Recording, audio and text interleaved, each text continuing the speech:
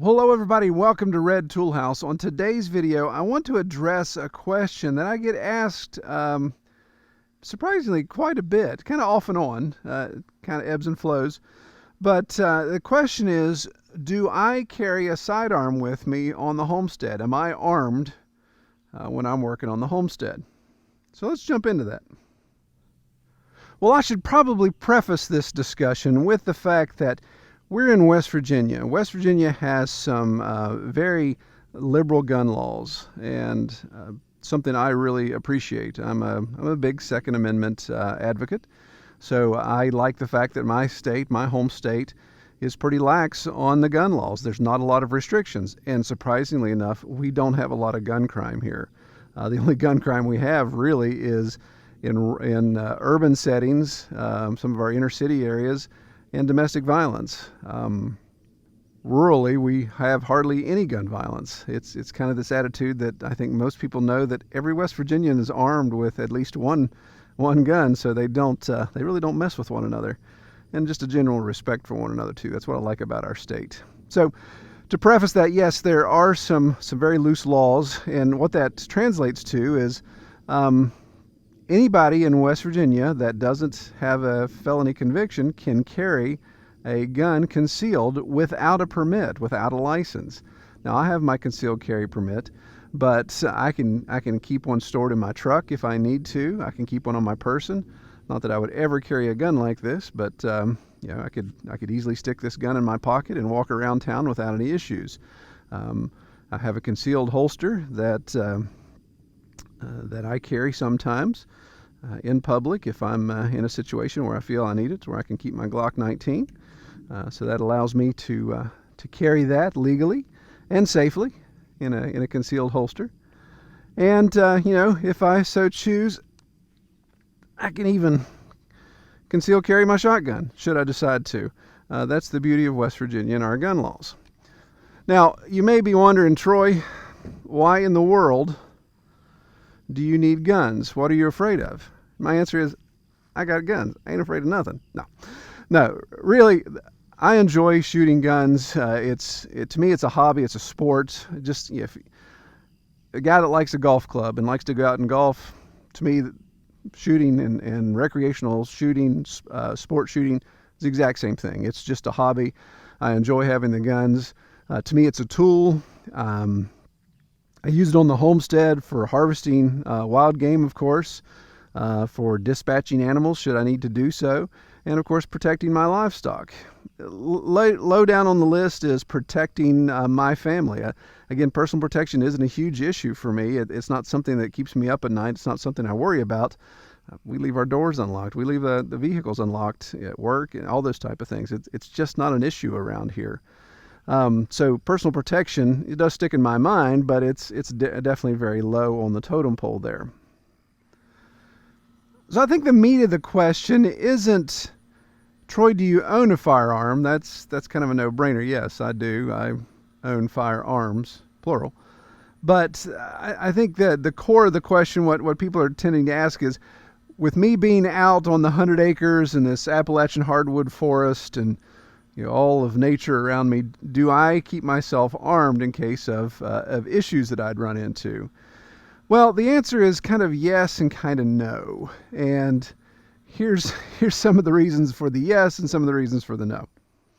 Well, the reason for a yes, why I would be armed, is if I was on the back of the property, maybe I was working late, maybe I'm out there early, and we've had some coyote pressure or something like that. There's been some clear sign of something going on.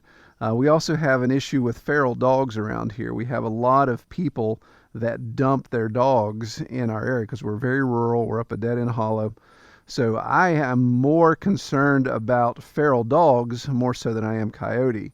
Coyote aren't generally aggressive towards humans, just livestock, of course, and I want to be able to protect them. But even my livestock's here on the front of the property. I've got my chickens taken care of. I don't have to worry about coyote pressure hurting the chickens. And after a pig is a couple of weeks old, I'm not worried about that either. So Really, the feral dog is my concern, simply because most feral dogs have lost their fear of man. They will approach, but they can turn out to be aggressive if they feel they're cornered, feel they're threatened, or feel that I have a source of food. Not that I am a source of food, but I have a source of food. So sometimes I'll keep a handgun handy for that. Well, the biggest downside to keeping a sidearm or firearm with me when I'm on the property, of course, is just keeping it with me. What is the mode in which I carry it? Is it something that I just have attached to the tractor somehow? If I'm in the side-by-side, is it hidden in the side-by-side or mounted in the side-by-side? Or if I'm walking, is it on my person? Now, you could carry something like this, which I wouldn't recommend. This is a little 9mm high point. This is what I consider a trash gun. I think I paid $90 for this. Not a very reliable handgun. I would not want to worry about my personal safety or rely on this for my personal safety. But it's something I don't mind tossing in the glove box of the side-by-side. I don't ever carry it in my pocket like you see here. That would be stupid. I just obviously have that for purposes of showing you all. I don't have a table to sit this on. So I could toss that in the glove box. It's got I think this is a 9mm with a 9-round mag. So it's got 9 in the mag and 1 in the pipe if I so choose. So I have 9 to 10 rounds there to thwart an issue should I need it.